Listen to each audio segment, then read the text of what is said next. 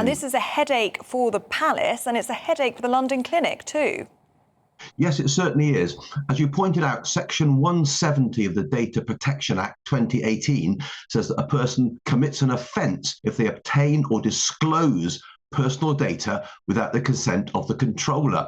And the reports are now coming in that perhaps up to 3 members of staff tried to access the data of Catherine, Princess of Wales.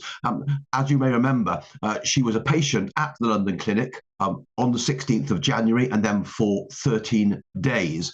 And the extent of her staying in the hospital and the fact that she's been out of the public eye since then has really fed something of a media frenzy as to what the situation is, and has led to extreme speculation, including some really bizarre conspiracy theories online. So this is really important in as much as it's about the protection of her personal information, but it also is a signpost to the extreme pressure that is on the royals to tell people what's going on in their private lives, and that's a great pressure.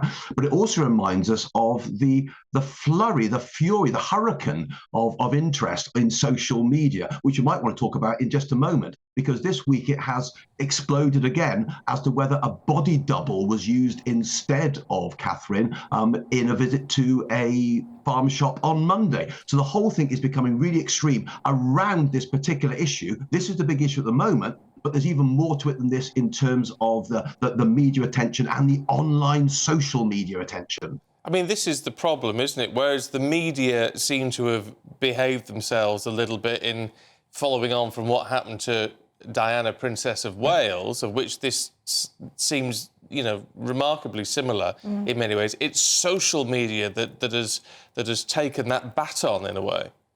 And you're absolutely right, because basically we now live in a situation where social media is such a dominant force in society. Let me give you some stats.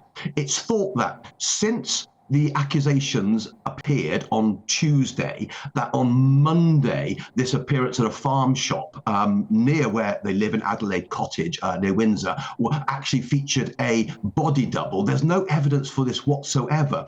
In under 24 hours, these false claims about a body double racked up more than 12 million views on X, formerly known as Twitter, and more than 11 million on TikTok. And the most bizarre things are going around. Things like there's a divorce impending, that Kate has died. The most extreme things are being spread and then shared on social media. So we're talking about tens of millions of intrusive speculation. And you're absolutely right. It's because although the mainstream media is acting much more responsibly now than under when Diana was facing this kind of scrutiny, we now live in the age of social media, and that is virtually unregulated, and it's becoming really quite extreme. Martin, do you think this whole frenzy around Catherine's health does highlight the fact that the royal family, the firm, isn't equipped to deal with this new form of media, this social media, because they can control, to some extent, as you say, the traditional medias. They have relationships with royal correspondents. They're able to kill a story if they need to. But on social media, you don't have that kind of control, do you? It's millions of people spouting conspiracy theories. You're absolutely right.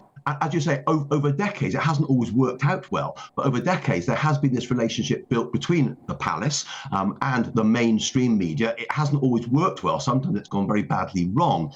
But the problem is there is no such control, no such relationship with social media. A lot of this, for example, is originating in the USA, not in this country, where there is intense interest in the royal family.